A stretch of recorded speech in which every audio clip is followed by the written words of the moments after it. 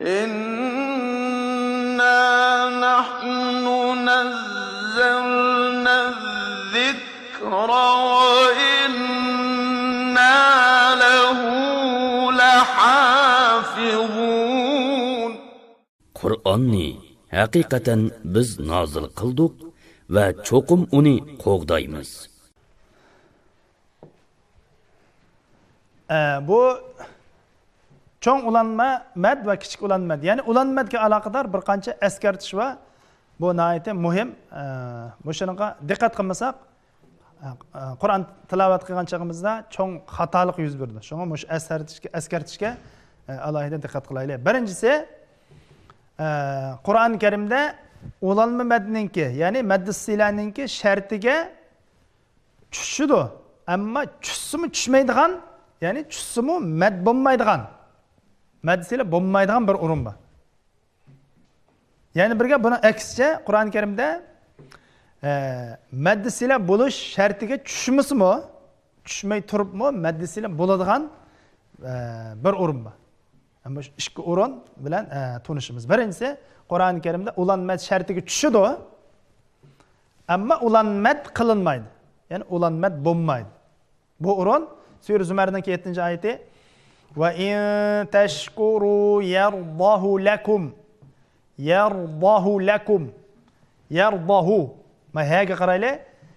Bu haninki mad bo'lib kelish sharti, ya'ni keyinda mad kelish sharti nimati? Haninki oldi va keyingi ishga harakatli kelish kerakdi. Bu shart tepilmaydi. Hani oldi kirib bod harakatli, keyingi kirib lam harakatli. Bu shart tushdi, ammo shart tushgan taqdirdami biz bu yerda mad shakllantirmaymiz. Yardahu lakum. Yardahu lakum. Ya'ni mad sila, ya'ni ulanma qilmay o'qiymiz. Yana birisi Qur'on Karimda ulanma shartiga tushmay turib ulanma qilinadigan bir o'rin bor. Masalan qaraylik. Bu Sura Furqon 69-oyat va yaxlud fihi muhana. Fihi degan kalima qarab qo'yaylik. Fihi. Bunda haninki oldi keyni harakatlik bo'lish kerakda asl shartida. Ammo mana qaraydigan bo'lsak, haninki oldi kelib ya. Bu sakinlik kelib qoldi, ya'ni harakatsiz kelib qoldi. Fihi. Demek müşahede şart tushmasimi? Biz müşahede maddisiyle paydo qilamiz. Ya'ni maddisiyle qilib o'qiymiz müşahede. Fihi kichik ya yozildi. Fihi muhana. Maddisiyle qilib o'qiymiz. Buningki nimishqi bunda oldi desanglar, buning dalili bizga shunday yetib kelgan. Payg'ambar sallallohu alayhi vasallam shunda o'qigan, sahoba kiramlarga shu bo'yicha o'rgatgan. Bizga yetib kelishida mushundaq. Shunga buni yetib kelgan shakl bo'yicha o'qiymiz. Uningdan o'zgartib etmaymiz. Yana bir eskartish, ayollik ishorat, hazihi, ayollik dalolat qilgan ishorat ismlardan hazihi degan so'zdagi haning keyindan hareketlik harf kelsa. Hazihi degandagi haning keyinidan hareketlik harf kelsa-mi o'xshashlanmish yerda mad sila, ya'ni ulanma mad shakllandi. Ulanma shakllandi. Masalan, inna hazihi tazkira. Hazihi tazkira. Desek, hazihi degan haning keyinidan ta zabarlik keldi. Hareketlik keldimi? Demek müşahede yanına o'xshashlar madda sila. Madda sila, ya'ni ulanma mad shakllandi. Ama yana bir misol, hazihi ummatukum. Ya'ni o'xshashlar bu yerda haning keyindan hamza keldi. Harakatli harf keldi, ham hamza. Hamza kelsa qanday bo'ldi? 4 yoki 5 harakat so'zaymiz. Hazihi ummatukum. İnne hâzihi ummatukum. Demek bu yerda ulanma mad, ya'ni cho'ng ulanma mad shakllanadi. O'xshashlar bu yerda ama oldidagisi hâzihi tazkira. Mushuni o'xshagan yerda tabiiy madga akshidi.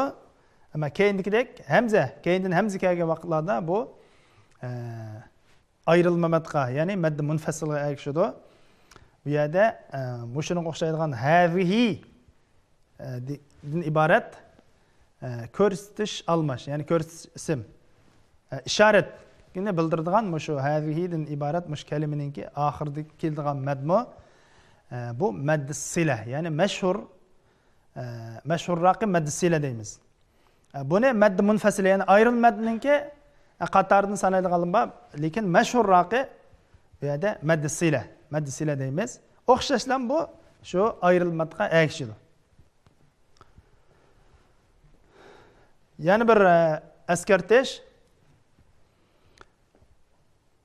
bu maddi sila, ya'ni masalan bihi va la bi'sa ma sharaw bihi anfusahum degandiki mishada maddi sila bor. Shundami? Mushu kalimada, ya'ni oxirida maddi sila bo'lgan, ya'ni oxirida shu ha bo'lgan, shu kalimada to'xtagan chaqda oxiridagi maddi sila, ya'ni ulan mad chiqib qoladi. Bihi degan mush kalima to'xtatmoqchi bo'lsak, bi. Qanday to'xtaymiz? Bi. Robbah an. Yo'q. Bi. Robbah deb to'xtaymiz, oxiridagi madni tushirib yutamiz. Bihi deb to'xtamaymiz. Va la bi'sa ma sharaw bih. Mad chiqib qoldi. Va la bi'sa ma sharaw bih. Mushunda to'xtaymiz. Mushu askartishliga alohida diqqat qilib ketsak. To'rtinchi ergashuvchi mad turaqlash mad, ya'ni maddi tamkin. Bu maddi tamkin deganimiz ikki vav yoki ikki ya. Ikki vav yoki ikki yaninki arqa-marqa kelishidan shakllanadi. İki vav yoki ikki ya arqa-marqa kelib, bu ikkisining birisi mad bo'lsa, bu yerdagi madda tamkin, ya'ni turaqlash mad bo'ladi. Masalan, misol qarab boqaylik. Huyyitum. Huyyitum. İki ya keldi keyin-keyinden. Bunun keyindikisi mad harfi. Yi mad harfi. Demak, ikki ya kelib, birisi mad harfi bo'lganligi uchun bu yerda turaqlash mad, ya'ni maddi tamkin bo'ladi. Wan nabiyina. Wan nabiyina. Shunga o'xshashlar ikki ya keyin-keyinden keldi. Mushad o'xshashlar turaqlash mad shakllandi. Masalan, qalu wa hum. Qalu wa hum desakmi, ikki vav keyin-keyin keldi. Birisi mad harfi. Mana shunga o'xshash bo'ldi. Buningki miqdori ikki harakat bo'ladi. To'xtagan chog'imizda bu chog'da o'zgaradi. To'xtagan chog'imizda o'tkinchi madga o'zgarib, 2 yoki 4 yoki 6 harakat miqdori so'zlaymiz. Biz qaraydigan bo'lsak, huyyitum bu o'xshamaydi. Wan nabiyina demak o'shada mad tamkin bor. Shundami? 2 ya keyin keldi. Ammo mush kalimani to'xtashga to'g'ri kelib qolsa, wan nabiyyin deb to'xtaymiz. Bu o'tkinchi madga, ya'ni madda arid sukunga o'zgarib ketadi. Bu chaqda miqdori 2, 4 yoki 6 bo'ladi. Bu jadvalga qaraydigan bo'lsak, madning turlari va sabablari yozilgan. Bu madlar qaraylik.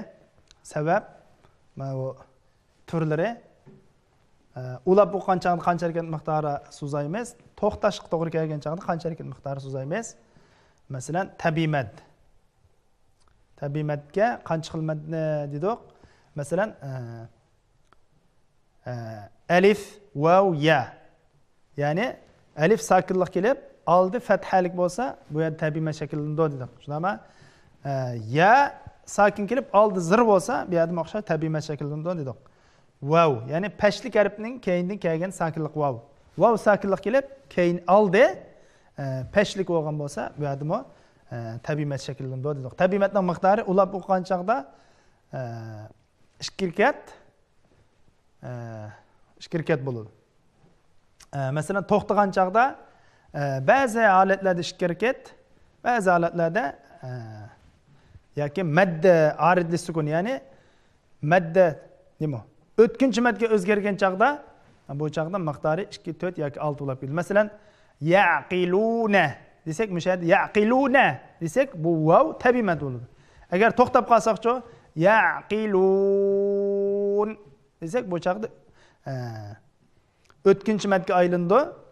Miqdori 2, 4 yoki 6 bo'ladi. Endi kichik ulanma mad desek, kichik ulanma mad deganimiz qaysiti? Harakat, ya'ni ikki harakatli harfning ichida kelgan almash. Mana bu haning keyindan kelgan. Haning keyindan kelgan mad. Endi bu kichik ulanma madda haning keyindan hamza kelmaydi. Agar haning keyindan hamza kelsa, cho'ng ulanma madga o'zgarib ketadi. Kichik ulanma madninki miqdori qancha? 2 harakat. Ulab o'qigan chaqda 2 harakat bo'ladi. To'xtagan chaqda bu yerda mad shakllanmaydi. Boya degandek bih wala bi'sa ma sharaw bih. Bih desek bu yerda mad shakllanmaydi. Tegish mad. Tegish madni biz masalan qo'sh zabarda to'xtagan chaqda shakllangan mad dedik. Masalan abawaba, abawaba, afwaja deganga o'xshash. Bu chaqda ulab o'qigan chaqda mad shakllanmaydi. Masalan afwajan fasabbih, afwajan. Ulab o'qigan chaqda ja degandekidek mad shakllanmaydi. Mad bo'lmaydi bu yerda, mad yo'q. So'zmaymiz. Ammo to'xtagan chaqda 2 harakat miqdori so'zaymiz. Alfafa, hakima, alima, ma'a. Shunga o'xshash. Yamda yasalmad. Yasalmad. Ya'ni haning keyindan hamza kelsa nima bo'ldi dedik biz? Bu chaqda cho'ng ulanma mad dedik. Biz degan 3-shaxs birlikka dalolat qiladigan ha. Shu almashning keyindan hamza kelgan chaqda bu chaqda cho'ng ulanma mad bo'ldi. Shunami? Bu chaqda qaysi madga ergashdi? Cho'ng ulanma mad, ayrilmadga ergashdi. Ayrilmad madga buningki miqdori ulab o'qigan chaqda 4 yoki 5. Ammo to'xtagan chaqda bu yerda mad shakllanmaydi. Bayatimdek wala bi'sa ma sharaw bih. To'xtagan chaqda mad shakllanmaydi. Hamda mad harflarining keyindan kelgan hamza. Bu hamza mad harf bilan bir so'zga kelgan bo'lsa, tutash mad bo'ldi, miqdor 4 yoki 5 bo'ldi. Ammo bu tutash madda to'xtash to'g'ri kelib qolgan chaqda bu yerda 4 yoki 5 yoki 6 so'zaymiz. Ya'ni mad muttasil. Tutashma mad. Mushu mad to'xtash to'g'ri kelib qolgan bo'lsa, bu yerda biz qancha harakat so'zaymiz? 4, 5, 6 so'zaymiz. Masalan, as-sufaha. Mush kalimada so'z to'xtamoqchi bo'lsak, biz as-sufaha 4 yoki 5 yoki 6 harakat miqdorida so'zaymiz. Chunki buni masalan to'xtash bo'lganligi uchun bu o'tkinchi madga o'zgarib ketmamdi deydigan fikrlar bo'lib qolishi mumkin. Bu bunda bo'lmaydi. Chunki mad muttasil, ya'ni bu tutash mad degan kuchli mad. O'tkinchi mad. Mad arzi sukun bu ojiz mad. Bu kuchli madni hargizmi ojiz, ya'ni 2 harakat so'zlashga qat'iy bo'lmaydi. Bu tutash mad kuchli mad bo'lganligi uchun to'xtagan chaqdimi buni 2 harakat so'zlab qo'yishga qat'iy bo'lmaydi. Asli olti bo'yicha 4 yoki 5 so'zaymiz. Undan keyin to'xtash sababi bo'lganligi uchun yana o'tkinchi madninki 6sini epirmiz. 4, 5, 6. 4, 5, 6 harakat so'zaymiz. Unda olsa bu mad harfi bilan hamza ikkisi.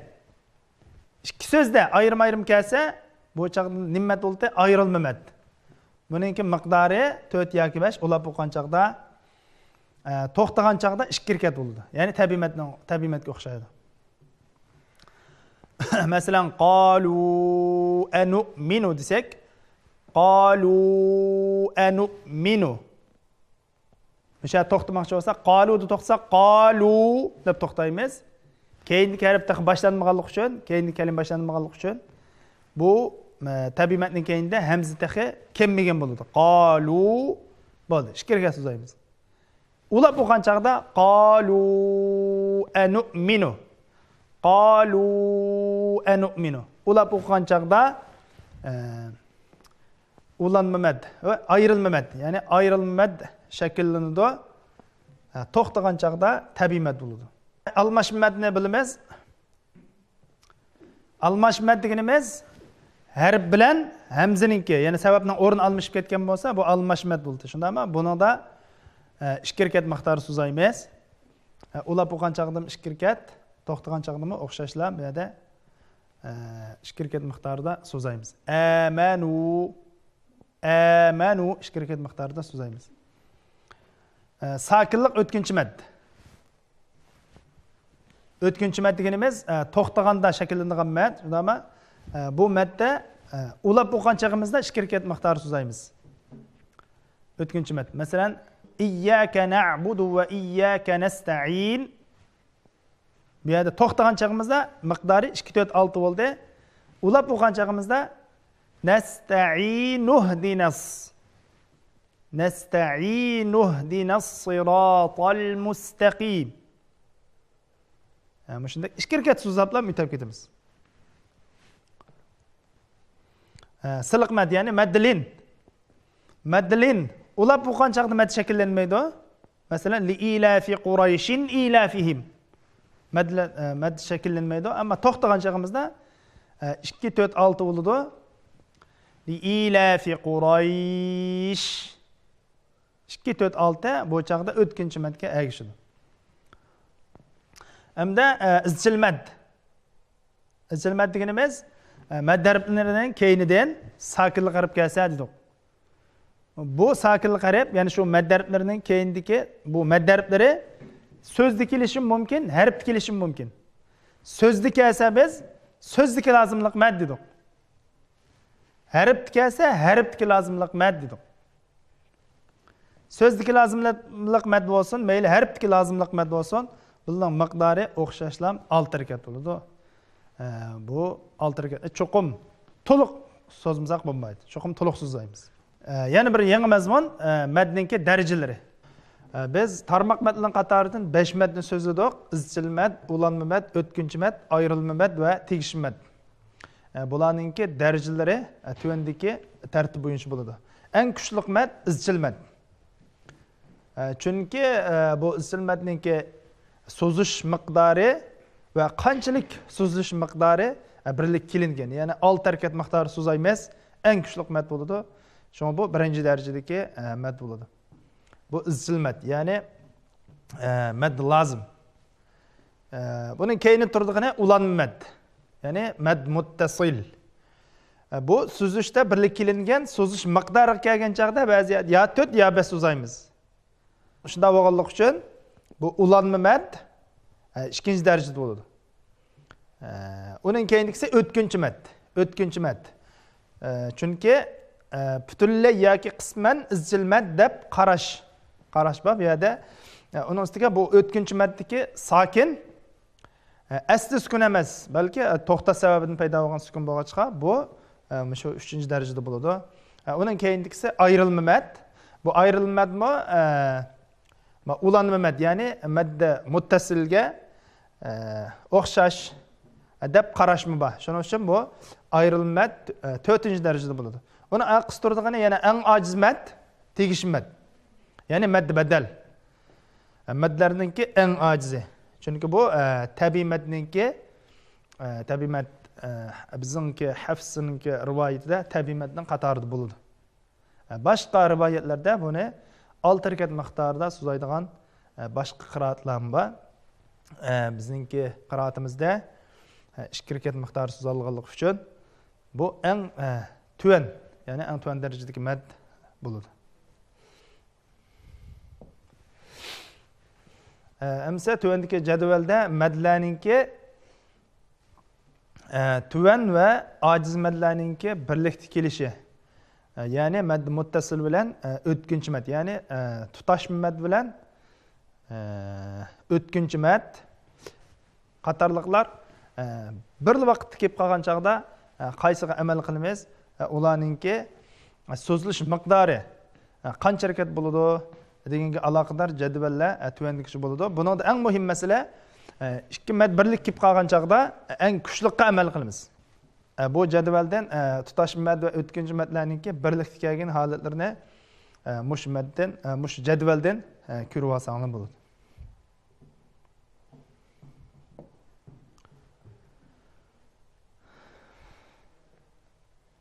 Mushunga o'xshashlar tutash madningki va o'tkinchi madlarningki birlikda kelgan holatlari mana shu jadvalda o'xshashlar.